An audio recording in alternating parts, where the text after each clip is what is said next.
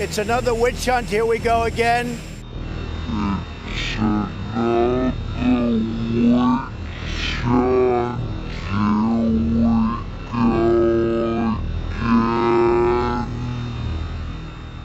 My call was perfect.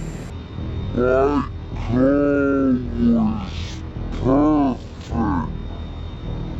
president yesterday of Ukraine said there was no pressure put on him whatsoever, none whatsoever. The president yesterday said there was no pressure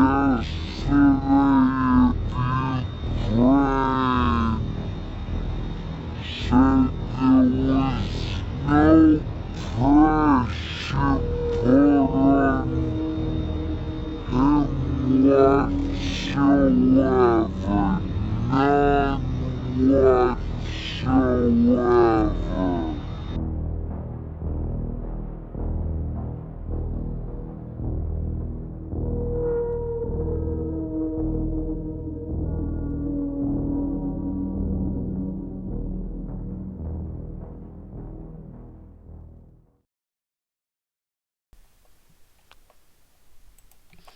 Part 1. Polls show a 17-point swing toward impeaching Trump, which could drag down his re-election bid. By Andrew Romano, West Coast correspondent, Yahoo News, October 14, 2019. As of 3 weeks ago, a majority of Americans, 51.1% on average, opposed impeaching President Trump. Only 40% supported it. But that was before the Ukraine scandal snowballed. As of today, opposition to impeachment has plummeted 7 percentage points to 44%, and support has climbed nearly 10 points to 49.8%, according to 538's preliminary polling tracker. That rapid 17-point shift means the majority of Americans may soon support impeachment, or, taking margin of error into account, might already, and that's terrible news for Trump. It still seems unlikely, although perhaps slightly less so, that Senate Republicans will ever abandon Trump and vote to remove him from office, even if most voters eventually want them to. Impeachment by the House would lead to a trial in the Senate where conviction would require a two-thirds majority, so even if all 47 Democrats vote to remove Trump, at least 20 Republicans would have to join them. But Trump has a different problem.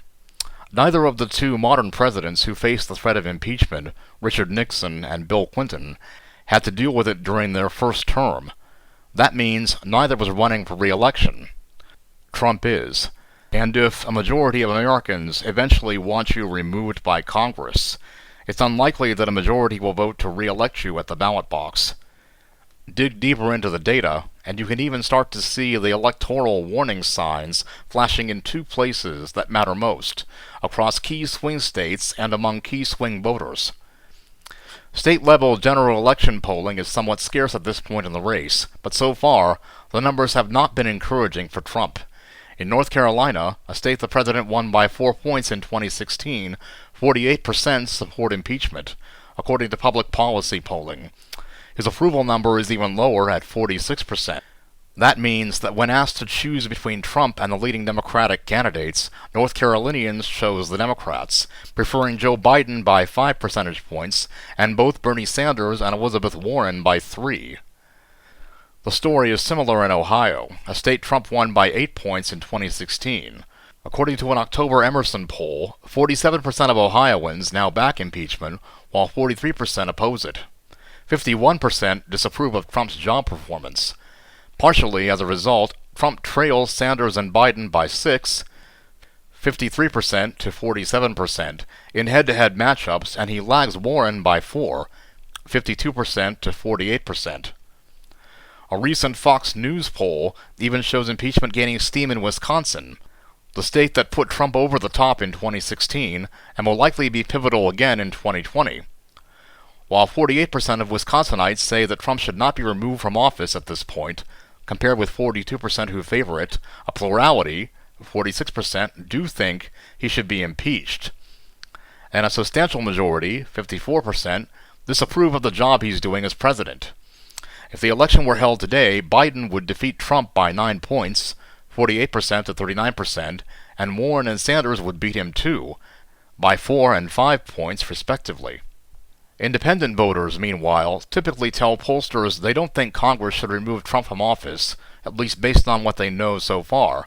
But they also tend to say, by slim pluralities, that they support the House impeachment inquiry. 44% in the most recent Morning Consult poll, 47% in the most recent Marist poll, 48% in the most recent Global Strategy Group poll. In other words, independent voters, who picked Trump by 4 points over Hillary Clinton in 2016, are open to impeachment. And if the story does end with the House voting to impeach, they're even open to removal. According to a new YouGov Economist poll, independents are evenly divided, at 36%, over whether the Senate should remove Trump from office. 29% say they're not sure yet. The bottom line is that Trump can't win re-election without North Carolina, Ohio, and Wisconsin in his column. He can't win without independent voters either. If the Ukraine drama continues to turn those states and those voters against him and toward impeachment, it will be very difficult for him to secure a second term, even if he survives impeachment itself. Part 2. Confronted by impeachment, Trump adds to the chaos. By Julie Pace, Associated Press, October 19, 2019. Washington, AP. The impeachment investigation into President Donald Trump has thrust Washington into a political crisis, and Trump keeps adding to the chaos. In the 4 weeks since House Speaker Nancy Pelosi, Democrat from California, launched the investigation, Trump has taken steps that have drawn more criticism, not less, repeatedly testing the loyalty of his stalwart Republican allies. His actions have both intensified the questions at the center of the inquiry and opened new areas of concern. Trump angered GOP leaders and U.S. allies by clearing the way for Turkish attacks on Syrian Kurdish fighters, key American partners in the fight against the Islamic State group. He brazenly announced plans to hold next year's Group of Seven summit at one of his own Florida properties, prompting an outcry from ethics experts and members of both parties. And Trump and his advisors have repeatedly muddied their defense on the Democratic-led impeachment, initially denying some of the central allegations against the president only to acknowledge them out loud and on camera. It is his persona to surround himself with chaos, said Alice Stewart, a Republican strategist who advised Texas Senator Ted Cruz's 2016 presidential campaign. Chaos has indeed been a hallmark of Trump's presidency. Each controversy bleeds into the next, often so fast the public doesn't have time to absorb the details of any one issue. Whether that is a deliberate Trump strategy, or simply the consequence of Americans electing a highly unconventional non-politician as commander-in-chief, remains one of the fundamental questions of his presidency. The most pressing question now is how the cascading controversies will impact Trump at one of his most vulnerable moments since taking office. Already saddled by low approval ratings, he could face re-election with the dubious distinction of being just the third American president ever impeached. Though conviction and removal from office by the Republican-controlled Senate seems virtually impossible, Trump's handling of the coming weeks could linger with some of the voters he needs to hold in order to win in 2020.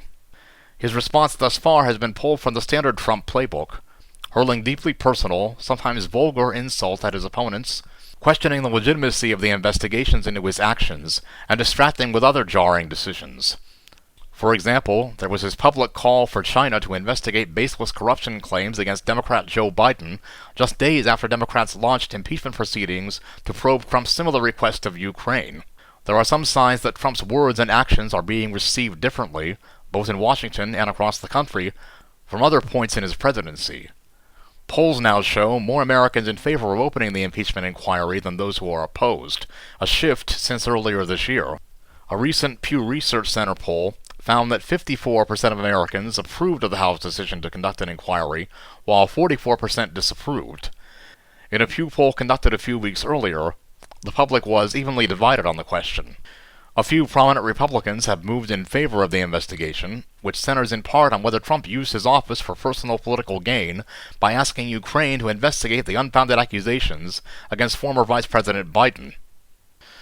John Kasich, the former Republican governor of Ohio, is among the Republicans who now back an impeachment inquiry, though he told the Associated Press in an interview that he isn't ready to call for Trump's removal from office.